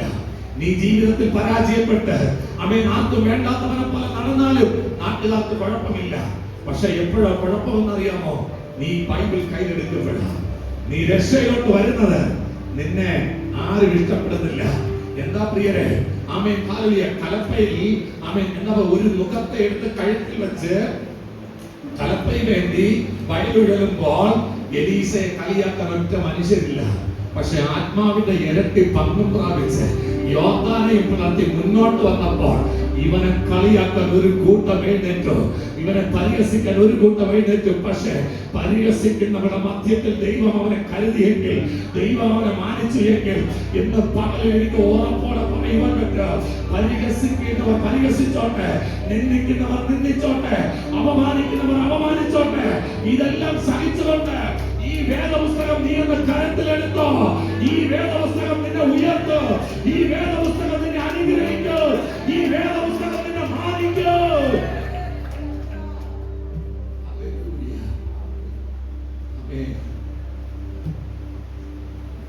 പഠിച്ചു, 10ാം ക്ലാസ് വരെ പഠിച്ചു, +2 വരെ പഠിച്ചു, ഡിഗ്രി വരെ പഠിച്ചു, പ്രൊഫഷണൽ കോഴ്സുകൾ പഠിച്ചു. 10, 20, 25 വർഷം പഠിച്ചിട്ട് പ്രതിഫലം തരാത്ത അല്ലെങ്കിൽ പ്രതിഫലം പ്രാപിക്കാത്ത എത്രയോ കുഞ്ഞുങ്ങൾ നമ്മുടെ മുമ്പിലുണ്ട്. പക്ഷെ പ്രിയരെ, ഒരു ദിവസം നീ ഹൃദയം തുറന്ന് ഈ പുസ്തകത്തെ ഒന്ന് മാറോട് ചേർത്തിട്ടുണ്ടോ? ഈ പുസ്തകത്തെ നിനക്ക് ഭക്ഷിക്കാൻ കഴിഞ്ഞിട്ടുണ്ടോ? ഇത് പ്രതിഫലം തരാതിരിക്കത്തില്ല. ഇത് പ്രതിഫലം തരാതിരിക്കത്തില്ല. ഞാൻ ഉറപ്പോടെ പറയാം, നിന്റെ 4 വർഷത്തെ പ്രൊഫഷണൽ കോഴ്സിന് വേണ്ടി തെറ്റായിട്ട് ആരും ധരിക്കരുത്. നിന്റെ 4 വർഷത്തെ ഡിഗ്രി കോഴ്സിന് നീ എടുക്കുന്ന ഒരു സ്ട്രെയിനില്ലേ, നീ പഠിക്കുവാൻ വേണ്ടി എടുക്കുന്ന സമയത്തിന്റെ പകുതി ഈ വേദപുസ്തകത്തിനോടൊന്ന് ചെലവിട്ട് നോക്കിക്കേ. നിന്റെ വിദ്യാഭ്യാസത്തിന് നിന്നെ എത്തിക്കാൻ കഴിയാത്ത ഇടത്ത് ഈ തിരുവചനം നിന്നെ എത്തിക്കും.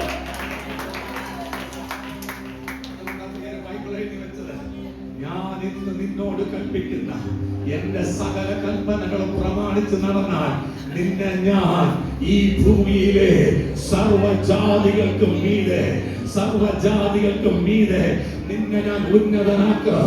പ്രിയരെ, ഉന്നതന്മാർ ഇരിക്കുന്ന കസേരയിൽ നിന്നെ ഇരുത്തുന്ന ഒരു അഭിഷേകമുണ്ട്.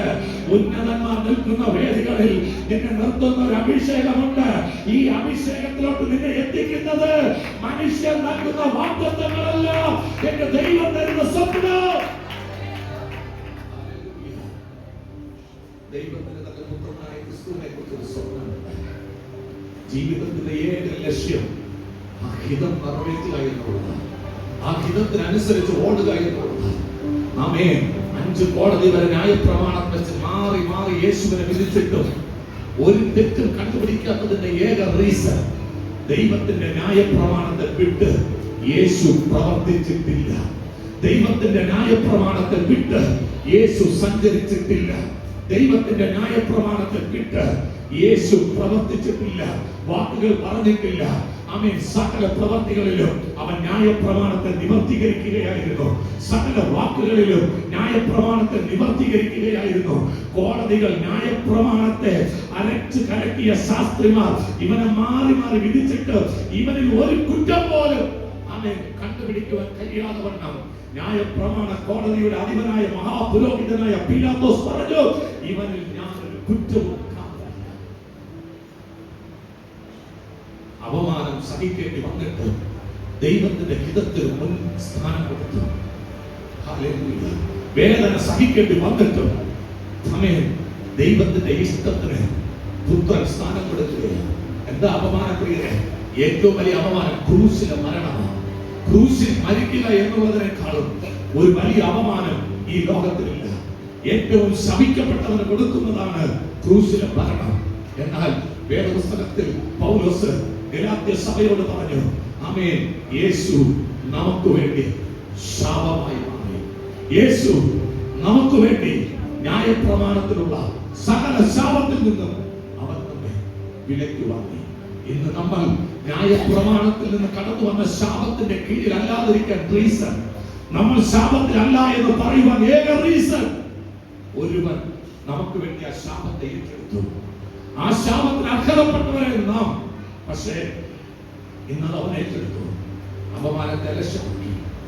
ഇന്നലെ വരെ കൂടെ നിന്നവൻ, താൻ വിശ്വസ്തനെന്ന് ചിന്തിച്ചവൻ, തന്നെ ഓടി വന്ന് ചുംബിച്ച് 30 വെള്ളിക്കാശിന് ഒറ്റിക്കൊടുത്തപ്പോൾ യേശു കരഞ്ഞില്ല. യേശുവിന് ഒറ്റ ആഗ്രഹം ഉണ്ടായിരുന്നുള്ളൂ, ദൈവമേ നിന്റെ ഹിതം, മറ്റൊന്നും കഴിക്കില്ല, നിന്റെ ഹിതം നിറവേറണം. യേശുവിന് ഉറപ്പുണ്ടായിരുന്നു, എന്നിൽ അവന്റെ ഹിതമല്ലാതെ വേറൊന്നും നിറവേറുന്നില്ല. പക്ഷെ യേശുവിന് ഒരു പ്രാർത്ഥന ഉണ്ടായിരുന്നു, പുത്രൻ അപ്പനെ മഹത്വപ്പെടുത്തണമെങ്കിൽ അപ്പ ഈ പുത്രനെ മഹത്വപ്പെടുത്തിയേ മതിയാകൂ.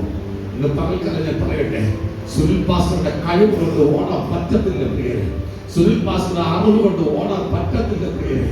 എനിക്കൊന്ന് നിൽക്കണമെങ്കിൽ അവന്റെ പാദപീഠത്തിൽ ഒന്ന് കെട്ടിപ്പിടിച്ച് കിടന്നേ മതിയാകും. അവന്റെ നാമം ഒന്ന് ഉച്ചരിക്കണമെങ്കിൽ ഹല്ലേലൂയ. നമ്മൾ ഒരുപാട് സ്ഥലത്ത് പ്രസംഗിക്കുന്നവരായിരിക്കാം, പക്ഷെ എപ്പോഴും നീ ചിന്തിക്കണം, നീ നല്ലൊരു പ്രസംഗകനെന്ന് നിന്റെ ഹൃദയത്തിനകത്ത് നീ എഴുതി വയ്ക്കരുത്. നീ നല്ലൊരു വർഷിപ്പറന്ന് നിന്റെ ഹൃദയത്തിനകത്ത് നീ എഴുതി വയ്ക്കരുത്. ആമേൻ. നീ വെറും സീറോയാ, നീ സീറോയാ. എന്താ റീസൺ എന്നറിയാമോ പ്രിയരെ? യോഹന്നാൻ അത് എഴുതി വെച്ചു, ലോകത്തിലുള്ളവനെക്കാളും ഏറ്റവും വലിയവൻ നിന്റെ അകത്തിരിക്കുമ്പോൾ നീ വെറും ബിഗ് സീറോയാ, നീ ബിഗ് സീറോയാ. ഈ സത്യം തിരിച്ചറിഞ്ഞപ്പോൾ പത്രോസ് തന്നെ ക്രൂശിക്കുന്നവരോട് പറഞ്ഞു, എന്നവന്ന് തല കീഴായിട്ടൊന്ന് ക്രൂശിക്കേ, മരിക്കുമ്പോഴെങ്കിലും ആ ക്രൂശിക്കപ്പെട്ട യേശുവിന്റെ പാദം ഒന്ന് ചുംബിച്ചവരാണ്, അവന്റെ കാൽക്കൽ ചുംബിക്കുന്നവരായി മാറണം. അവൻ ഹല്ലേലൂയ. കഴിഞ്ഞ ദിവസം ഞാൻ ഇങ്ങനെ യാത്ര ചെയ്യുമ്പോൾ എന്റെ മനസ്സിൽ കൂടി കടന്നുപോയ ഒരു കുടുംബമാണ് മാർത്തയുടെ കുടുംബം. ആമേൻ. ഹല്ലേലൂയ.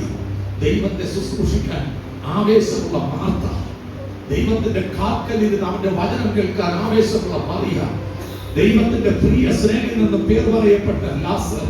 ഈ 3 മക്കളും ഇങ്ങനെയാണെങ്കിൽ ഇവരുടെ അപ്പനും അമ്മയും എന്തായിരുന്നിരിക്കും? ഹല്ലേലൂയ. ഇങ്ങനെ ഒരു കുടുംബമായി നിന്റെ കുടുംബം മാറണമെങ്കിൽ ഒന്ന് ചിന്തിച്ച് നോക്കിക്കേ പ്രിയരെ. ആമേൻ. എന്റെ ഈ കഴിവൊന്നും പോരാ. ഇന്ന് നിന്റെ കഴിവിനെ നീ നിസ്സാരമെന്ന്, നിന്റെ പ്രാഗൽഭ്യത്തെ നീ മറന്നുകള, നിന്റെ സകലത്തിനെ ചവറും കണ്ട് എന്നിട്ട് പൗലോസ് പറയുന്നത് പോലെ പറ, ഞാൻ എന്തെങ്കിലും ആയിരിക്കുന്നു എങ്കിൽ അവന്റെ കൃപയാ. പറഞ്ഞതുപോലെ ചെയ്യാനും പറ്റത്തില്ല, ചെയ്യാതിരിക്കാനും പറ്റത്തില്ല. എനിക്കൊന്ന് മാത്രം അറിയാം, അവന്റെ കാലിൽ ഒന്ന് കെട്ടിപ്പിടിച്ചൊന്ന് കിടക്കുക. ഇന്ന് പകൽ നിന്റെ കഴിവല്ല ദൈവത്തിന് ആവശ്യം, നിന്റെ വിശ്വസ്തതയാ, നിന്റെ സമർപ്പണമാ. ഇന്ന് പകൽക്കാല ദൈവത്തിന്റെ ആത്മാവിന്റെ പ്രവർത്തികളെ കൊണ്ട് നിന്റെ ശരീരത്തിന്റെ പ്രവർത്തികളെ മരിപ്പിക്കുക. പത്രോസിന്റെ ഹൃദയത്തെ ചലിപ്പിച്ച ഒരൊറ്റ ചോദ്യമേ ഉള്ളൂ. എത്രയോ ചോദ്യം പത്രോസിനോട് യേശു ചോദിച്ചു, പക്ഷെ പത്രോസിന്റെ ഹൃദയം ചലിച്ചില്ല. പക്ഷേ ഒരൊറ്റ ചോദ്യം പത്രോസ് പിന്നെ യേശുവിനെ തള്ളി പറഞ്ഞിട്ടില്ല, പിന്നെ യേശുവിനെ വിട്ട് മാറിപ്പോയിട്ടില്ല.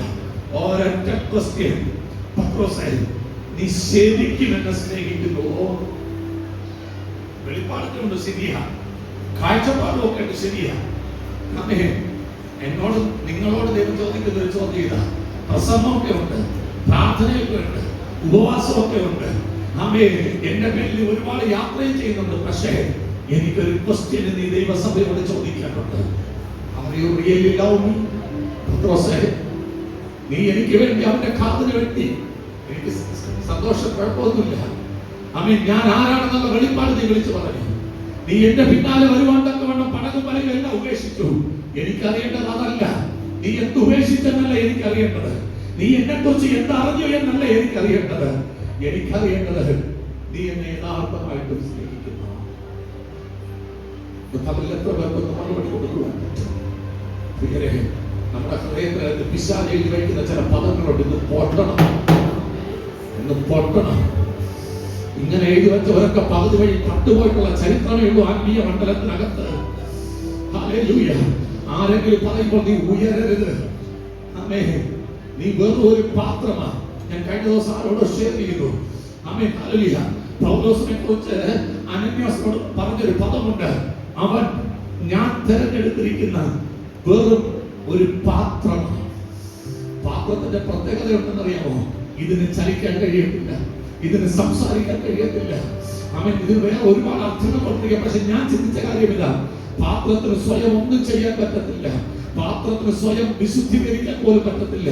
അതിന് മറ്റൊരാൾ വേണം, അതിന് ഉപയോഗിക്കാൻ മറ്റൊരാൾ വേണം. ഇന്ന് പകൽ ഞാൻ നിങ്ങളോട് ചോദിക്കുകയാ, എത്ര പേർക്ക് അങ്ങനെ ഒരു പാത്രമായി മാറാൻ കഴിയും? ജാതികളുടെ ഇടയിൽ നിന്ന് നിർത്തും, രാജാക്കന്മാരുടെ ഇടയിൽ നിന്ന് നിർത്തും, പക്ഷെ അത് മറ്റൊന്നിനു വേണ്ടിയല്ല.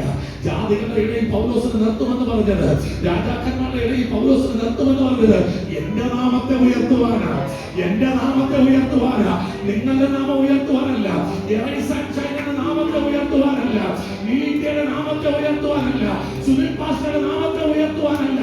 അവൻ ഞാൻ നിന്റെ ജാതികളുടെ മുമ്പിൽ കൊണ്ട് നിർത്തുന്നത് എന്റെ നാമത്തെ ഉയർത്തുവാൻ, ഞാൻ നിന്റെ രാജാക്കന്മാരുടെ മുമ്പിൽ കൊണ്ട് നിർത്തുന്നത്. ആമേൻ. ലോകത്തിൽ എത്രയോ പ്രവാചകന്മാരുണ്ട്, എന്നിട്ടും നിന്നെ ഞാൻ അവിടെ കൊണ്ട് നിർത്തുന്നത് നീ എന്റെ നാമം ഉയർത്തുമെന്നൊരു പ്രതീക്ഷയില്ല. നീ ഒരു കൊട്ടാരത്തിനകത്ത് കയറി പ്രവചിച്ചെന്ന് പറഞ്ഞ് നീ എന്തോ ആയെന്ന് ചിന്തിക്കരുത്. പൗലോസ് പറയുക, എനിക്കാണെങ്കിൽ പ്രശംസിപ്പാൻ ഒരുപാട് വകയുണ്ട്, പുകഴ്ച പറയുവാൻ ഒരുപാട് വകയുണ്ട്. ആമേൻ. പക്ഷേ ഞാൻ അതെല്ലാം ചപ്പും ചവറും എന്ന് എണ്ണി. എന്നിട്ട് പറയുക, ഞാൻ എന്തെങ്കിലും ആയിരിക്കും, അത് ദൈവത്തിന്റെ കൃപയാണ്. എന്റെ മുൻപിൽ ഒരു പിക്ചർ അവൻ വെച്ചു, നിന്നെ ഞാൻ ജാതികളുടെ മുമ്പിൽ നിർത്തും, എന്റെ രാജാക്കന്മാരുടെ മുമ്പിൽ നിർത്തും. അതെന്തിനെന്നറിയാമോ? എന്റെ നാമത്തെ ഉയർത്തുക. പൗലോസ് അഗ്രിപ്പ രാജാവിന്റെ മുമ്പിൽ നിൽക്കുമ്പോഴും അലോക മധ്യത്തിൽ നിൽക്കുമ്പോഴും ആമേൻ ഹല്ലേലൂയ, ഒറ്റ കാര്യമേ ഉള്ളൂ. പൗലോസിന്റെ മുമ്പിൽ ആ പിക്ചർ ഇങ്ങനെ തെളിഞ്ഞു വരും. തന്റെ മുൻപിൽ വച്ചിരിക്കുന്ന സന്തോഷം ജാതികളുടെയും രാജാക്കന്മാരുടെയും മുമ്പിൽ അവന്റെ നാമം ഉയർത്താം. നിന്നെ ഒരു പ്ലാറ്റ്ഫോമിൽ പ്രസംഗിക്കാൻ വിളിച്ചു എങ്കിൽ അത് അവന്റെ നാമത്തെ ഉയർത്തുന്നു. നിന്നെ ഒരു വർഷിപ്പ് ലീഡ് ചെയ്യാൻ വിളിച്ചാൽ നിന്റെ വർഷിപ്പ് കണ്ടിട്ടല്ല വിളിച്ചത്. ആമേൻ. നിന്റെ പ്രാർത്ഥനയിൽ മനസ്സലിവ് തോന്നി, നിന്റെ നിലപാടിൽ മനസ്സലിവ് തോന്നി, നീ ആ വേദിയിൽ ചെന്ന് എന്റെ നാമത്തെ ഉയർത്തുമെന്നൊരു പ്രതീക്ഷ എന്റെ ദൈവത്തിനുണ്ട്. എന്റെ മുൻപിൽ വച്ചിരിക്കുന്ന സന്തോഷം ചിലർ നിന്ന് റിജക്ട് ചെയ്യും. ഞാൻ ആദ്യമായിട്ട് എനിക്ക് പ്രസംഗിക്കാൻ കിട്ടിയ വിഷയം എഫെസ്യർക്കെഴുതിയ ലേഖനം 1-ാം അധ്യായം. ഒരു പ്രവർത്തക മീറ്റിംഗിൽ ഇരിക്കുമ്പോൾ എല്ലാവരോടും പറഞ്ഞു, എഫെസ്യർക്കെഴുതിയ ലേഖനം 1-ാം അധ്യായം പ്രസംഗിക്കാൻ പറഞ്ഞു. ആദ്യമായിട്ട് ഞാൻ പ്രസംഗിക്കുന്നത്, ഞാൻ പ്രസംഗിച്ചു. പക്ഷെ പ്രസംഗിച്ചപ്പോൾ എന്നോട് ചോദ്യം, ആരാണ് അതിനെ പ്രസംഗിക്കാൻ പഠിപ്പിച്ചത്? ഇങ്ങനെയാണോ പ്രസംഗിക്കുന്നത്? പ്രസംഗത്തിന്റെ ABC നിനക്കറിയാമോ? ഒന്നും അറിയത്തില്ല. പക്ഷെ ഒന്നെനിക്കറിയാം, ഏത് വചനമെടുത്താലും എന്റെ യേശുവിനെ ഒന്ന് ഉയർത്താം. ഒന്ന് പകൽക്കാലം പറയട്ടെ. ആമേൻ. അതേ ചോദ്യം ചോദിച്ചവരുടെ മധ്യത്തിൽ ദൈവം എന്നെ മാനിച്ചു എങ്കിൽ ഞങ്ങൾ ആദ്യമായിട്ട് റാന്നിയിൽ പ്രവേശിക്കുക. ആദ്യമായിട്ട് ഞങ്ങൾ റാന്നിയിൽ പോയ സമയത്ത് അവിടെ ഒരു പ്രവാചകൻ വന്നു. ആ പ്രവാചകൻ സ്മിതന്റെ മുൻപിലുണ്ട്. ആമേൻ. ഞങ്ങൾ പ്രാർത്ഥിച്ചുകൊണ്ടിരിക്കുമ്പോൾ ആ പ്രവാചകനോട് പ്രിൻസ് പറഞ്ഞു, ഇവർക്ക് വേണ്ടി ഒന്ന് പ്രാർത്ഥിക്കുക. ആ പ്രവാചകൻ പ്രാർത്ഥിച്ചിട്ട് എന്നോട് പറഞ്ഞു, ആദ്യം ബൈബിൾ സ്കൂളിൽ ചെന്ന് വചനം പഠിച്ചിട്ടുണ്ട്. പക്ഷെ അതേ പ്രവാചകൻ ഇന്ന് ഞാൻ പ്രസംഗിക്കുമ്പോൾ നോട്ട് ബുക്ക് എടുത്തോണ്ട് വെച്ച് നോട്ട് എഴുതുമ്പോൾ ഒന്ന് മനസ്സിലാക്കിക്കോ, നീ പ്രസംഗകനല്ല, നീ അവന്റെ നാമത്തിൽ നിന്നാൽ ഇന്ന് പകൽക്കാലം ഞാൻ പറയട്ടെ, ആമേൻ, ജ്ഞാനമില്ലാത്ത ശലോമോന് ജ്ഞാനം കൊടുത്ത് ജ്ഞാനികളിൽ ജ്ഞാനിയാക്കുവാൻ എന്റെ ദൈവത്തിന് കഴിഞ്ഞു എങ്കിൽ, ആമേൻ, നിന്റെ ലോകത്തിലെ അറിവ് നാളുകളിൽ പലരും ശോധന ചെയ്യുമ്പോൾ നിന്നെ തള്ളിപ്പറഞ്ഞവരുടെ മധ്യത്തിൽ, നിന്നെ എഴുതി തള്ളിയവരുടെ മധ്യത്തിൽ നിന്നെ മാനിച്ചു നിർത്താൻ കഴിയുന്ന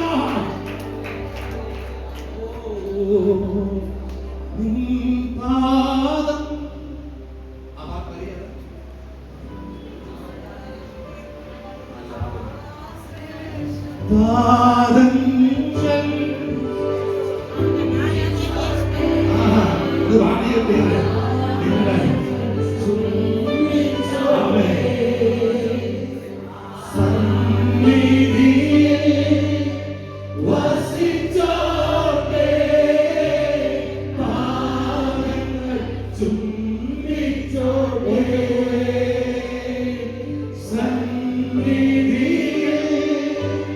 Was it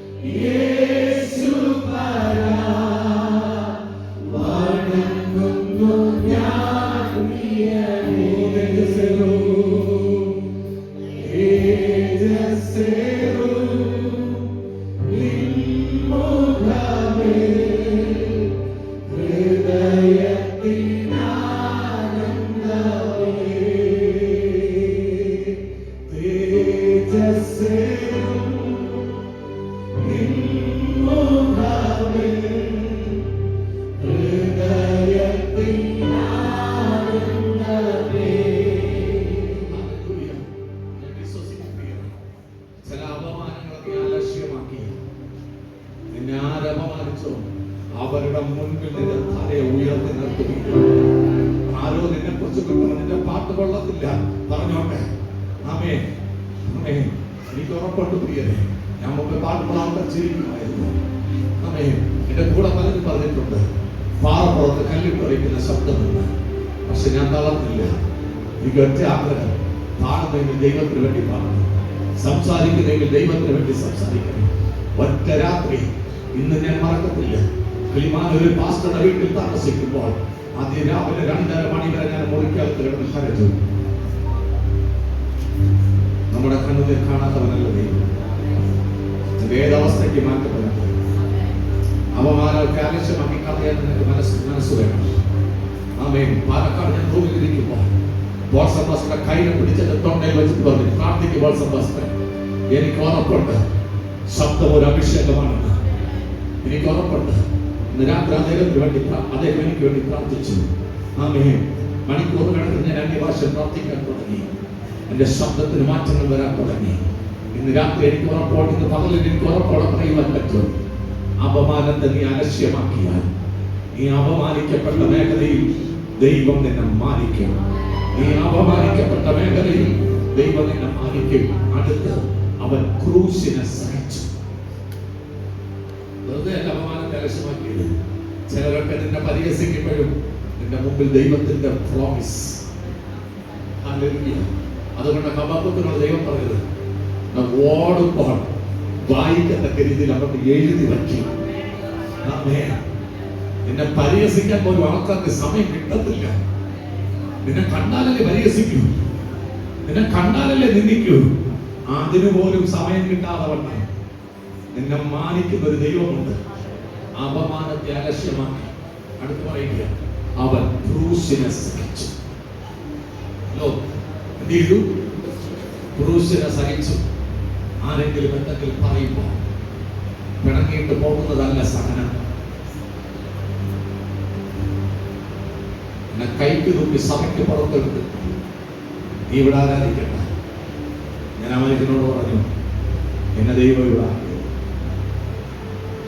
ചാവുന്നതുവരെ എന്നെ ഇവിടെ അല്ലാതെ പാസ്റ്റർ വഴക്ക് പറഞ്ഞെന്ന് പറഞ്ഞുകൊണ്ട് ഇട്ടിട്ട് പോകുന്നവന്റെ മേലല്ല ദൈവത്തിന്റെ പദ്ധതി നിറവേറുന്നത്. എന്റെ കൂടെ ഉണ്ടോ നിങ്ങൾ? ആമേൻ. അതിൽ എനിക്ക് മൈക്ക് തന്നില്ല എന്ന് പറഞ്ഞുകൊണ്ട് പിണങ്ങി പോകുന്നവന്റെ മേലല്ല ദൈവത്തിന്റെ പദ്ധതി വെളിപ്പെടുന്നത്. എനിക്ക് പ്രസംഗിക്കാൻ അവസരം തന്നില്ല എന്ന് പറഞ്ഞ് മാറി നിൽക്കുന്നവന്റെ മേലല്ല ദൈവത്തിന്റെ പദ്ധതി വെളിപ്പെടുന്നത്. എനിക്ക് പ്രസംഗിക്കാൻ അവസരം കിട്ടിയാലുമില്ലെങ്കിൽ ആമേൻ. കഴിഞ്ഞ ദിവസം ശോഭന സിസ്റ്റർ പറഞ്ഞൊരു പദമുണ്ട്. ആമേൻ. ബുധനാഴ്ച ശോഭന സിസ്റ്ററുടെ പ്രാർത്ഥിക്ക് വന്നത് ഞാൻ അവർക്ക് വേണ്ടി പ്രാർത്ഥിച്ചിട്ട് കഴിയുമ്പോൾ ആ സിസ്റ്റർ പറഞ്ഞൊരു പദമുണ്ട്, പാസ്റ്ററെ, എനിക്ക് തലമുറ കിട്ടിയാലുമില്ലെങ്കിലും ഈ ദൈവത്തെ വിശ്വസിച്ചത് കൊണ്ട് ഇപ്പൊ അപ്പ മിണ്ടത്തില്ല, കുടുംബക്കാർ മിണ്ടത്തില്ല. ഇപ്പൊ ഏറ്റവും കൂടുതൽ അവരെ കുറിച്ച് അപവാദം പറയുന്ന അപ്പനെ ഏറ്റവും കൂടുതൽ ഇവർ വിമർശിക്കുന്നത്. പക്ഷെ അപ്പോൾ പറഞ്ഞ ആ സിസ്റ്റർ പറഞ്ഞൊരു പദമുണ്ട്, പാസ്റ്ററെ, എനിക്ക് തലമുറ തന്നാലും ഇല്ലെങ്കിലും, ആമേൻ, എനിക്ക് സർജറി ചെയ്യേണ്ടി വന്നാലും ഇല്ലെങ്കിലും ഈ ദൈവത്തെ വിട്ട് ഞാൻ മാറിപ്പോകില്ല. ഈ ദൈവത്തെ വിട്ട് മാറിപ്പോകത്തില്ല. പറയുന്നവർ അവിടെ പറഞ്ഞുകൊണ്ടിരിക്കട്ടെ. ആമേൻ. സൗഖ്യമല്ല ഈ ദൈവം, ഒരു വിടുതലിന് വേണ്ടി അല്ല ഈ ദൈവം. അവൻ വിടുവിച്ചാലും ഇല്ലെങ്കിൽ, സൗഖ്യമായാലും ഇല്ലെങ്കിൽ, നീ ഇതിനെ സഹിക്കാൻ തയ്യാറുണ്ടോ? ഞാൻ പറയട്ടെ, ഇവിടെ ചിലരൊക്കെ തള്ളിക്കളഞ്ഞാലും നിനക്ക് വേണ്ടി ഒരു സിംഹാസനം അവിടെ ഉറപ്പാ. അവിടെ ഉറപ്പാ പ്രിയരെ, അവിടെ ഉറപ്പാ. കാണാൻ കഴിയണം. ഈ ഭൂമിയിൽ പ്രിയരെ മനുഷ്യന്റെ ആയുസ് എത്രയാ? നമുക്ക് നിഗളിക്കാൻ എന്താ ആയുസാ ഉള്ളത് പ്രിയരെ? നമുക്ക് അഹങ്കരിക്കാൻ എന്താ ഉള്ളത്? ആമേൻ. ഇന്നലെ ഞാൻ പറഞ്ഞൊരു പദമുണ്ട്, മനുഷ്യന്റെ ആയുസ് എന്ന് പറയുന്നത് ദൈവം കണക്ക് കൂട്ടി വെച്ചിരിക്കുന്നത് രാവിലെ വിരിഞ്ഞു വൈകുന്നേരം വാടിപ്പോകുന്ന പുല്ലിന് തുല്യമായിട്ടാണ് മനുഷ്യന്റെ ആയുസിനെ ദൈവം കണ്ടിരിക്കുന്നത്. ആമേൻ. ഹല്ലേലൂയ. രാവിലെ വിരിഞ്ഞിട്ട് വൈകുന്നേരം വാടിപ്പോകുന്നത് മനുഷ്യന്റെ ആയുസ്. നാളെയെ കുറിച്ച് നീ സ്വപ്നം കാണുന്നതൊക്കെ നടക്കുമെന്ന് ഒരു ഉറപ്പുമില്ല.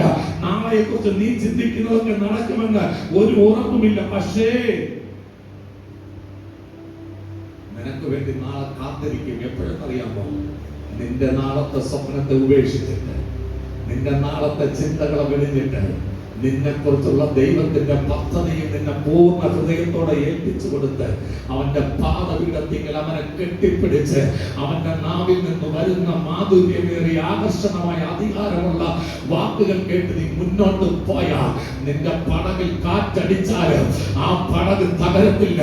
നിന്റെ പടകിൽ തിരമാലകൾ തള്ളിക്കയറാൻ ശ്രമിച്ചാൽ അത് ആ പടകിനെ മുക്കി കളയത്തില്ല. നീ തീയിൽ കൂടെ ഇറങ്ങി നടക്കേണ്ടി വന്നാൽ ആ തീയിൽ നീ വെന്തു പോകത്തില്ല. നീ പെരുവെള്ളത്തിൽ കൂടെ നടക്കേണ്ടി വന്നാൽ അത് നിന്റെ മീതെ കവിയത്തില്ല. നിന്നെ പ്രൊട്ടക്ട് ചെയ്യുന്ന ഒരു ദൈവത്തിന്റെ പ്രോമിസ് സഹിക്കാൻ തയ്യാറാക്. ശത്രുക്ക് മേശക്കും അബേദ്നെഗോ പറഞ്ഞു, ഞങ്ങൾ ഇതിനെ സഹിക്കാൻ വില്ലിങ്ങ. അവൻ തീയുടെ ശക്തി 7 മടങ്ങ് വർദ്ധിപ്പിച്ചപ്പോഴും അവർ പറഞ്ഞു, ഞങ്ങളെ വിടുവിച്ചാലും ഇല്ലെങ്കിലും ഞങ്ങൾ ഇതിനെ സ്വീകരിക്കാൻ വില്ലിങ്ങ. ഈ ദൈവത്തിന് വേണ്ടി, എന്റെ പ്രോമിസിന് വേണ്ടി ഒരു കാര്യം ഞാൻ പറയട്ടെ. ഈ പ്രോമിസ് നിലനിൽക്കുന്നിടത്തോളം കാലം നെബൂഖദ്നേസർ രാജാവേ, നീ എത്ര തീയുടെ ശക്തി കൂട്ടിയാലും എന്റെ വാഗ്ദത്തം എന്നെ അതിൽ നിന്ന് പുറത്തുകൊണ്ടുവരാം. രാജാവിന്റെ വാഗ്ദത്തങ്ങൾ നശിച്ചു പോകേണ്ടതല്ല.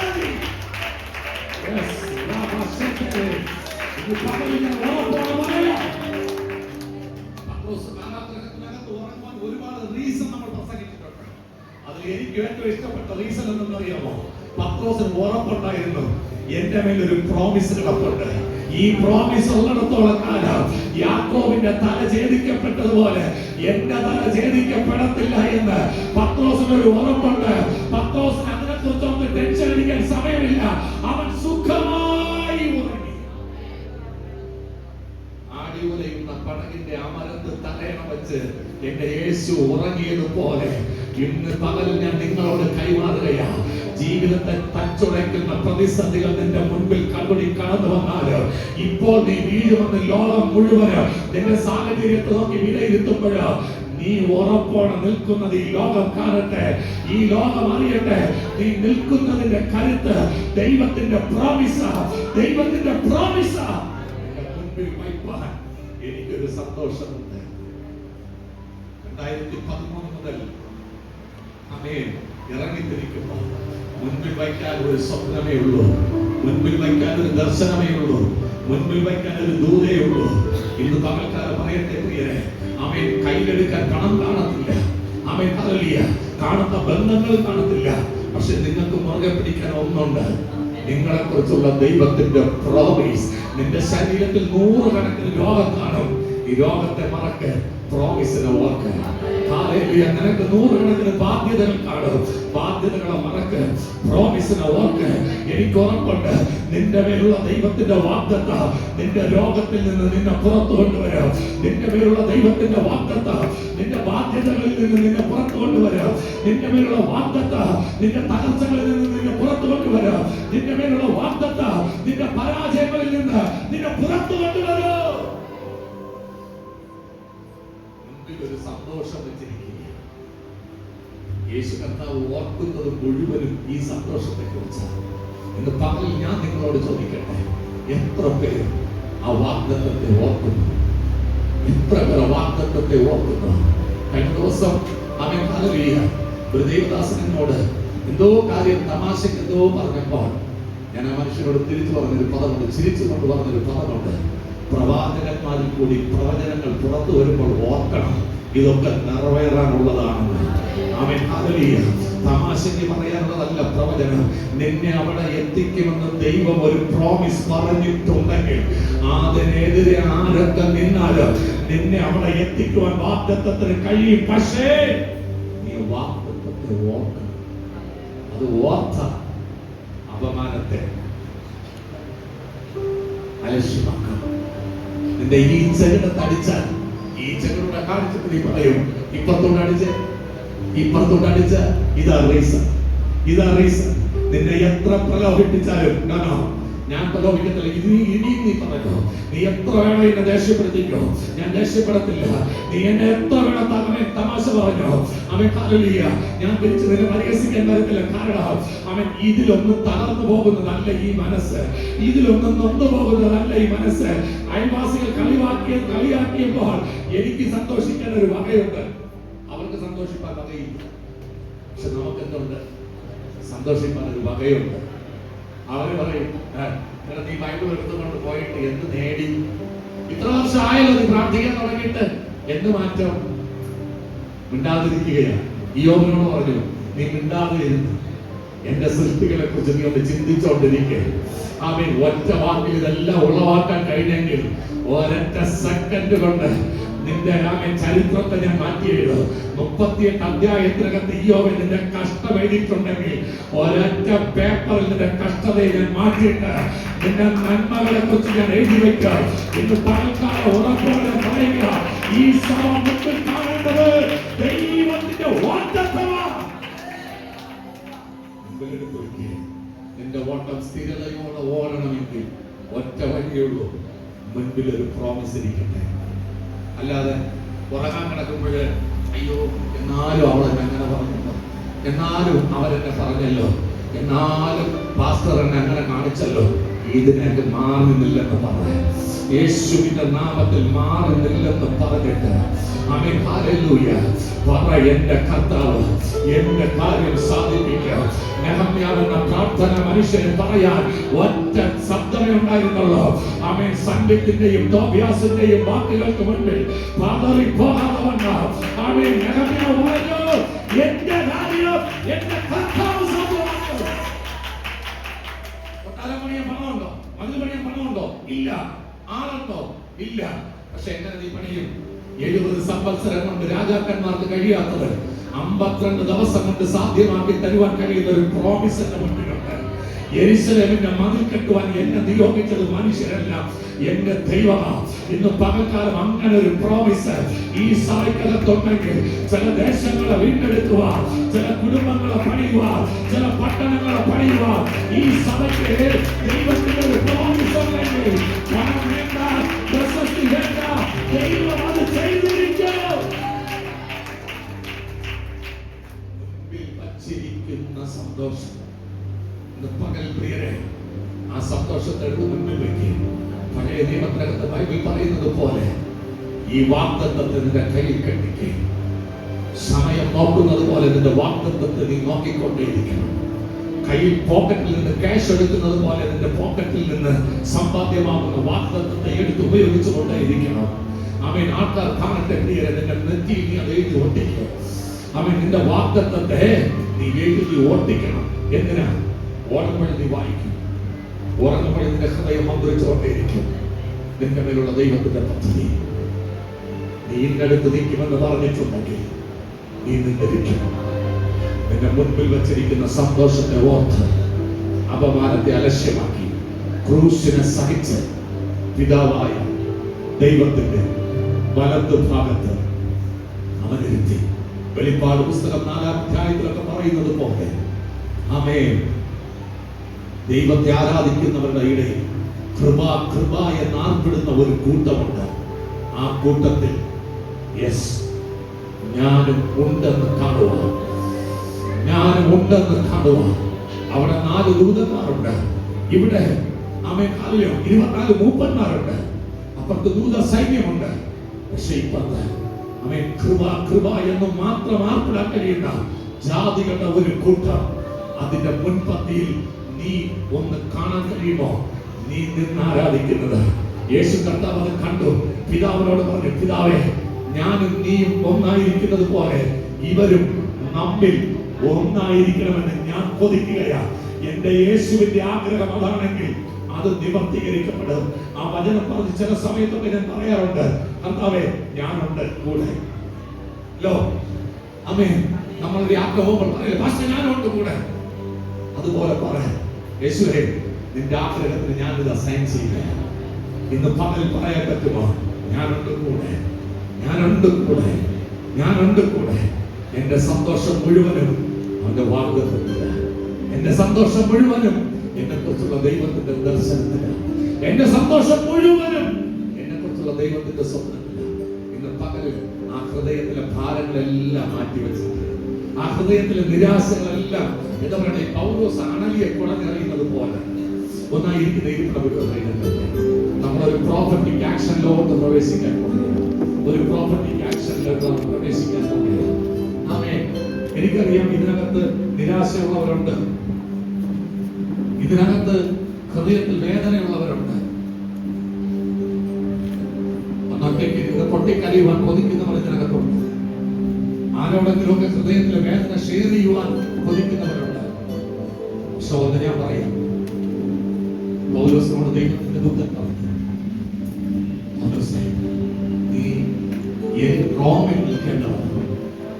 നീ യെരൂശലേമിൽ എന്നെ സാക്ഷീകരിച്ചില്ലേ, അതുപോലെ നീ റോമിൽ എന്നെ സാക്ഷീകരിക്കേണ്ടവൻ, റോമിൽ നിൽക്കേണ്ടവൻ. അത് മറക്കരുത്. കപ്പൽ തകരുമ്പോൾ കരയുന്നവരുടെ കൂട്ടത്തിൽ നീ ഉണ്ടാകരുത്. കപ്പൽ തകരുമ്പോൾ അതിനകത്തിരിക്കുന്ന ചരക്കുകൾ വലിച്ചെറിഞ്ഞ് ഏതൊരു രീതിയിൽ രക്ഷപ്പെട്ടാൽ മതി എന്ന് ചിന്തിക്കുന്നവരുടെ കൂട്ടത്തിൽ നീ ഉണ്ടാകരുത്. പകരം കപ്പൽ തകരുമ്പോഴും വാക്കത്ത് മുറുകെ പിടിച്ച് ആ ശാന്ത തുറമുഖത്തേക്ക് കപ്പൽ അണയുന്നത് കണ്ട് ഒന്ന് സന്തോഷിപ്പാൻ തക്കവണ്ണം മാൾട്ട ദ്വീപിൽ കടന്നതെന്ന് തീകൂട്ടി അവരുടെ തീയിൽ തൃപ്തിപ്പെടാതെ ആ തീയുടെ ശക്തിയെ വർദ്ധിപ്പിക്കുമ്പോൾ അതിനകത്തെ അണലി ചാടിവന്റെ കയ്യിൽ ചുറ്റിനെ കടിക്കുമ്പോൾ അയ്യോ അണലി എന്ന് വിളിക്കുന്നവരല്ല പൗലോസ്. അതിനെ കുടഞ്ഞിറങ്ങിയോ.